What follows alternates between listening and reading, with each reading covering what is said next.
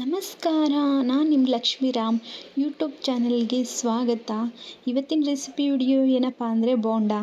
ಇಂಥ ಮಳೆಯಲ್ಲಿ ಬೋಂಡ ಮಾಡ್ಕೊಂಡು ತಿಂದರೆ ತುಂಬ ಚೆನ್ನಾಗಿರುತ್ತೆ. ಬೋಂಡ ಅಂದರೆ ಯಾರಿಗಿಷ್ಟ ಆಗಲ್ಲ ಹೇಳಿ, ಎಲ್ರಿಗೂ ಕೂಡ ಬೋಂಡ ಅಂದರೆ ಇಷ್ಟ ಆಗುತ್ತೆ. ಈ ರೆಸಿಪಿ ಇವತ್ತು ಸ್ಪೆಷಲ್ ರೆಸಿಪಿ ಏನಂದರೆ ಬೋಂಡದಲ್ಲಿ ಇವತ್ತು ಸ್ಪೆಷಲ್ ಏನಪ್ಪ ಅಂದರೆ ಈರುಳ್ಳಿ ಮತ್ತು ಮೊಟ್ಟೆ ಹಾಕಿ ಮಾಡುವಂಥದ್ದು ಈರುಳ್ಳಿ ಮೊಟ್ಟೆ ಬೋಂಡ ಅಂತ. ಇಲ್ಲಿ ಈರುಳ್ಳಿ ಮೊಟ್ಟೆ ಬೋಂಡ ಮಾಡೋಕ್ಕೆ ನಾನು ಐಟಮ್ನ ಕಟ್ ಮಾಡಿ ಆಗಲೇ ಇಟ್ಕೊಂಡಿದ್ದೀನಿ ರೆಡಿ ಮಾಡಿ. ನಿಮ್ಗೆ ಇವಾಗ ಏನೇನು ಬೇಕು ಅಂತ ಹೇಳ್ತಾ ಹೋಗ್ತೀನಿ ಬನ್ನಿ. ನಾನಿಲ್ಲಿ ಉದ್ದುದಾಗಿ ಈರುಳ್ಳಿ ಕಟ್ ಮಾಡಿ ಇಟ್ಕೊಂಡಿದ್ದೀನಿ. ನೆಕ್ಸ್ಟ್ ಅರ್ಧ ಬೌಲ್ ಕಡಲೆ ಹಿಟ್ಟು ತೊಗೊಂಡಿದ್ದೀನಿ. ನೆಕ್ಸ್ಟ್ ಕೊತ್ತಂಬರಿ ತೊಗೊಂಡಿದ್ದೀನಿ ಮತ್ತು ಅರ್ಧ ಸ್ಪೂನ್ ಸೋಡಾ ತೊಗೊಂಡಿದ್ದೀನಿ. ಅರ್ಧ ಸ್ಪೂನ್ಗಿಂತ ಕಮ್ಮಿ ಇದೆ ಸೋಡಾ. ಮತ್ತು ಕಾರ್ನ್ಫ್ಲವರ್ ತೊಗೊಂಡಿದ್ದೀನಿ 1 ಕಪ್ಪು.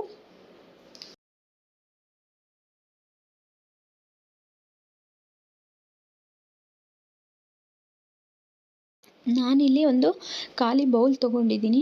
ಅದಕ್ಕೆ ನಾನು ಸಣ್ಣಗೆ ಉದ್ದುದಾಗಿ ಹಚ್ಚಿದಂಥ ಈರುಳ್ಳಿನ ಹಾಕ್ಕೊತಾ ಇದ್ದೀನಿ.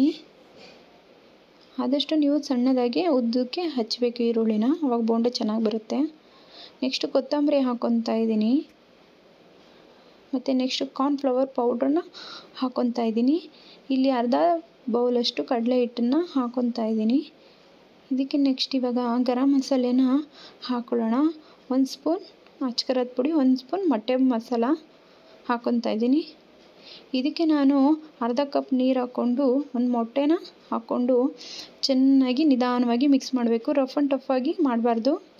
ಇಲ್ಲಿ ನಾವು ಇದು ಮಾಡೋಕ್ಕೆ ಎಲ್ಲನೂ ಕಲಸಿ ಇಟ್ಕೊಂಡಿದ್ದೀವಿ. ಇವಾಗ ನೆಕ್ಸ್ಟು ಕಲಿಸ್ಬೇಕಾದ್ರೆ ನೀವು ನಿಧಾನವಾಗಿ ಕಲಿಸ್ಬೇಕು. ಯಾಕೆಂದರೆ ಅದರಲ್ಲಿ ಮೊಟ್ಟೆ ಹಾಕಿದ್ದೀವಲ್ಲ, ಅದಕ್ಕೋಸ್ಕರ ಜಾಸ್ತಿ ರಫ್ ಆ್ಯಂಡ್ ಟಫಾಗಿ ಕಲಿಸ್ಬಾರ್ದು. ಗ್ಯಾಸ್ನ ಆನ್ ಮಾಡಿ ಪಾತ್ರೆ ಇಟ್ಟಿದ್ದೀನಿ. ಎಣ್ಣೆ ಬಿಸಿ ಆಗಬೇಕು. ಇಲ್ಲಿ ಎಣ್ಣೆ ಚೆನ್ನಾಗಿ ಕುದೀತಾ ಇದೆ. ಇವಾಗ ನಾವು ಒಂದೊಂದೇ ಉಂಡೆ ಮಾಡಿ ಬೋಂಡ ಬಿಡೋಣ. ಬೋಂಡ ಬಿಡಬೇಕಾದ್ರೆ ಸ್ವಲ್ಪ ಕೈ ಹುಷಾರು, ಯಾಕಂದರೆ ಎಣ್ಣೆ ಕಾದಿರುತ್ತೆ, ನೋಡ್ಕೊಂಡು ಬಿಡಿ. ಎಣ್ಣೆ ಚೆನ್ನಾಗಿ ಕಾದಿದೆ. ನಿಧಾನವಾಗಿ ಒಂದೊಂದೇ ಬೋಂಡ ಬಿಡಿ.